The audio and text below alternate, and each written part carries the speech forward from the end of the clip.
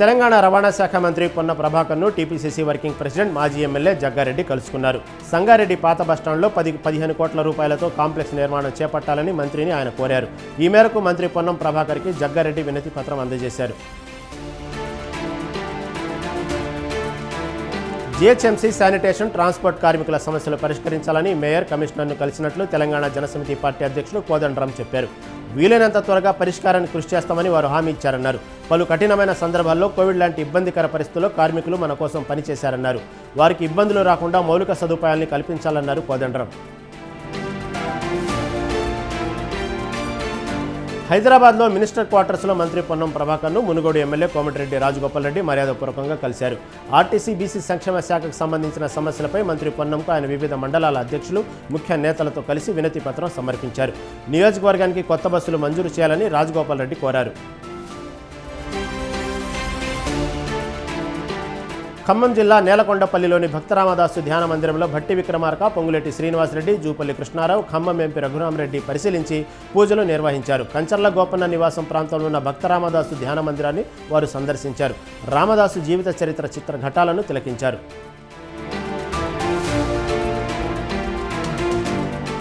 వికసిత ఆంధ్రప్రదేశ్ లక్ష్యాల సాధనలో అధికారులు, ఉద్యోగుల సహాయ సహకారాలు ముఖ్యంగా ఉండాలని మంత్రి కొండపల్లి శ్రీనివాస్ అన్నారు. విజయనగరం జిల్లా కలెక్టరేట్లో ప్రజా సమస్యల పరిష్కార వేదికలో మంత్రి కొండపల్లి శ్రీనివాస్, ఎంపీ కలిశెట్టి అప్పలనాయుడు పాల్గొని ప్రజల నుంచి వినతులు స్వీకరించారు. అందరూ కలిసికట్టుగా పనిచేస్తే అభివృద్ధి అదే సాధ్యమవుతుందని వారు తెలిపారు. మంచిర్యాల జిల్లాలో జర్నలిస్టుల పేరుతో బెదిరింపులకు పాల్పడుతున్న వారిపై చర్యలు తీసుకుంటామని డీసీపీ భాస్కర్ హెచ్చరించారు. తనను కలిసిన జర్నలిస్టు సంఘం నాయకులతో డీసీపీ మాట్లాడారు. జర్నలిస్టులు ప్రభుత్వానికి ప్రజలకు మధ్య వారధిగా ఉండాలని సూచించారు. జిల్లాలో నకిలీ విలేకరులను గుర్తించి కేసు నమోదు చేస్తున్నామని చెప్పారు. ప్రధాని మోదీ ప్రతిష్టాత్మకంగా చేపట్టిన హర్ ఘర్ మే తిరంగా జెండా కార్యక్రమం రంగారెడ్డి జిల్లా చేవెళ్లలో చేపట్టారు. ఈ సందర్భంగా శ్రీ వెంకటేశ్వర స్వామి ఆలయం నుంచి ర్యాలీ నిర్వహించి మహనీయుల విగ్రహాల వద్దకు వెళ్లి వారికి పూలమాలలతో నివాళులర్పించారు. దేశంలోని ప్రతి ఒక్కరూ జాతీయ జెండాను తమ ఇళ్లపై ఏర్పాటు చేయాలని ఎంపీ విశ్వేశ్వరరెడ్డి ఇతర నాయకులు పిలుపునిచ్చారు. స్వాతంత్ర దినోత్సవాల ఏర్పాట్లను పరిశీలించేందుకు సీఎస్ శాంతకుమారి గోల్కొండ కోటను సందర్శించారు. ఏర్పాట్లు ఘనంగా చేయాలని ఆమె అధికారులను ఆదేశించారు. ప్రజలకు అసౌకర్యం లేకుండా బందోబస్తు, ట్రాఫిక్ ఏర్పాట్లు చేయాలని పోలీస్ శాఖను సీఎస్ ఆదేశించారు. వేడుకల నిర్వహణకు అన్ని శాఖల అధికారుల సమన్వయంతో పనిచేయాలని శాంతకుమారి సూచించారు.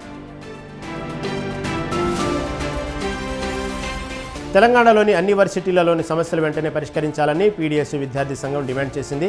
నూతన ప్రభుత్వం యూనివర్సిటీల సమస్యలు, పరిష్కారాలు అంశంపై ఓయూలో రౌండ్ టేబుల్ సమావేశం నిర్వహించారు. సమావేశంలో జస్టిస్ చంద్రకుమార్, పీడీఎస్ నేత నాగేశ్వరరావు మాట్లాడుతూ పెంచిన ఫీజులు తగ్గించి విద్యార్థులపై భారాన్ని తగ్గించాలని కోరారు.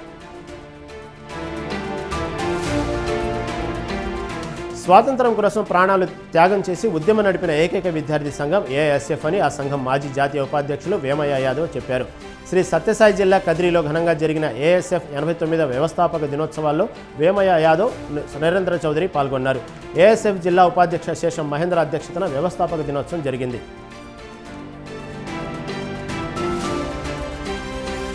తిరుమల 2 ఘాట్ రోడ్లపై ద్విచక్ర వాహనాల రాకపోకలపై టీటీడీ ఆంక్షలు విధించింది. సెప్టెంబర్ నెల వరకు ఉదయం 6 నుంచి రాత్రి 9 గంటల వరకు మాత్రమే తిరుమల ఘాట్ రోడ్లలో బైకుల రాకపోకలను అనుమతించాలని టీటీడీ నిర్ణయించింది. ఈ ఆంక్షలు సోమవారం నుండి అమల్లోకి వచ్చాయి. భక్తుల భద్రతా దృష్ట్యా ఈ నిర్ణయం తీసుకున్నట్లు టీటీడీ ఫారెస్ట్ డిప్యూటీ కన్వర్జరేటర్ తెలిపారు. విజయనగరం జిల్లాలోని రజకుల కలెక్టరేట్ వద్ద భారీ ధర్నా నిర్వహించారు. చుట్టుపక్కల గ్రామాల నుంచి పెద్ద ఎత్తున రజకులు తరలివచ్చి ధర్నాలో పాల్గొన్నారు. దీంతో చాలాసేపటి వరకు ట్రాఫిక్ అంతరాయం కలిగింది. పెద్దరేవుని సర్వే చేసి తమకు చాకిరేవు స్థలాలుగా ఇప్పించాలని రజకులు డిమాండ్ చేశారు. మహిళలను ప్రోత్సహించేందుకు రాష్ట్ర ప్రభుత్వం ముందుంటుందని తెలంగాణ మహిళా సహకారాభివృద్ధి కార్పొరేషన్ చైర్పర్సన్ శోభారాణి చెప్పారు. కూకట్పల్లిలోని దుర్గాబాయి మహిళా శిశు వికాస కేంద్రంలో మహిళలకు ఉచిత డ్రైవింగ్ శిక్షణ కేంద్రాన్ని ఆమె ప్రారంభించారు. మహిళలకు ఉచితంగా ఎలక్ట్రికల్ ఆటో డ్రైవింగ్ శిక్షణ ప్రారంభించనున్నట్లు శోభారాణి తెలిపారు. సీఎం రేవంత్ రెడ్డి మహిళల అభివృద్ధికి ఎంతో యత్నిస్తున్నారన్నారు. ఎల్బీ నగర్లోని మన్సూరాబాద్లో 33 kV విద్యుత్ లైన్ తెగిపడింది. ఆ సమయంలో అక్కడ ఎక్కువగా జనం లేకపోవడంతో భారీ ప్రమాదం తప్పినట్లయింది. వాహనాల రద్దీ ఎక్కువగా ఉండే మార్గం కావడంతో స్థానికులు ఆందోళన వ్యక్తం చేశారు. 33 kV విద్యుత్ లైన్ తెగిపడిన సంఘటనలపై అధికారులు స్పందించలేదని స్థానికులు ఆగ్రహం వ్యక్తం చేశారు. ఆస్ట్రాలజర్ వేణుస్వామిపై తెలంగాణ స్టేట్ మహిళా కమిషన్కు Telugu film journalist association, Telugu film digital media association ఫిర్యాదు చేశాయి. అక్కినేని నాగచైతన్య, శోభిత, ధూళిపాళ్ల ఎంగేజ్మెంట్ రోజున వారి జాతకాలను విశ్లేషిస్తూ వేణుస్వామి చేసిన వీడియో పెనుదుమారం రేపింది. విచక్షణ లేకుండా వేణుస్వామి వారు ఎప్పుడు విడిపోతారో చెప్పడంపై అసోసియేషన్లు ఆగ్రహం వ్యక్తం చేశాయి. ఇక మీదట తాను సెలబ్రిటీల జాతకాలు చెప్పనని వేణుస్వామి తాజాగా ప్రకటించారు. అప్పట్లో నాగచైతన్య, సమంత జ్యోతిష్యం చెప్పాను, దానికి పొడిగింపుగా నాగచైతన్య, శోభిత భవిష్యత్తు చెప్పాల్సి వచ్చిందని అన్నారు. సెలబ్రిటీల జ్యోతిష్యం జోలికి పోను, మీరు కూడా నా నుంచి అది ఆశించొద్దని వేణుస్వామి స్పష్టం చేశారు. మా అసోసియేషన్ అధ్యక్షుడు మంచు విష్ణు ఫోన్ చేసి సినిమా వాళ్ల జోలికి రావద్దంటూ వార్నింగ్ ఇచ్చారు. భారత మాజీ ప్రధాని దివంగత రాజీవ్ గాంధీ జ్యోతి యాత్ర తెలంగాణలో ప్రవేశించింది. రాజీవ్ మరణించిన 33 ఏళ్లైన సందర్భంగా రాజీవ్ గాంధీ జ్యోతి సద్భావన యాత్రను ఈ నెల 9న తమిళనాడులోని పెరంబూరులో ప్రారంభించారు. నారాయణపేట జిల్లా, తెలంగాణ, కర్ణాటక రాష్ట్రాల సరిహద్దుల్లో మక్తల్ ఎమ్మెల్యే వాటికి శ్రీహరికి జ్యోతిని అప్పగించారు. ఈ సందర్భంగా ఎమ్మెల్యే శ్రీహరి బైక్ ర్యాలీ ప్రారంభించారు. 12 ఏళ్ల తమ కుమార్తె సుకన్యను బతికించుకునేందుకు సాయం చేయాలని కర్నూలు జిల్లా ముక్కనమల్లకు చెందిన మంచ వెంకటరమణ, నాగలక్ష్మి దంపతులు విజ్ఞప్తి చేశారు. చిన్నారి కాలేయ మార్పిడి చికిత్స చేయించేందుకు సాయం చేయాలని దాతలను వారు వేడుకున్నారు. పసిరికలలు వచ్చిన సుకన్య వైద్యానికి 30 లక్షల రూపాయలు అవసరం అవుతుందని వారు తెలిపారు. కూలి పని చేసి జీవించే తమకు పెద్ద కష్టం వచ్చిందని వారు వాపోయారు.